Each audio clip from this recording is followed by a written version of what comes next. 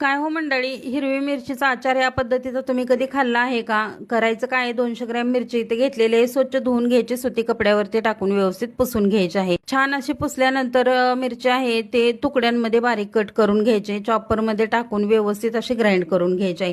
त्यानंतर त्यामध्ये लसूण सुद्धा एक छोटी वाटी टाकून ग्राइंड करून घ्यायचं आहे. जर चॉपर नसेल ना तर मिक्सरच्या भांड्यामध्ये तुम्ही टाकून चालू बंद करून घ्यायचं आहे. त्यानंतर आपल्याला एक मसाला बनवून घ्यायचा आहे.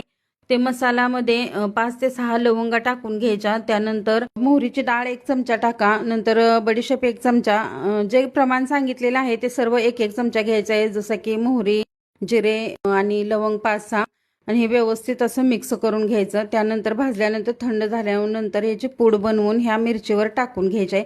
त्यानंतर चवीनुसार मीठ टाकून घ्या. थोडंसं हिंग टाकायचं आहे. लाल तिखट टाकून छान असं मिक्स करायचं. एक फुलपात्र भरून तेल आहे ते कडकडीत गरम करायचं. नंतर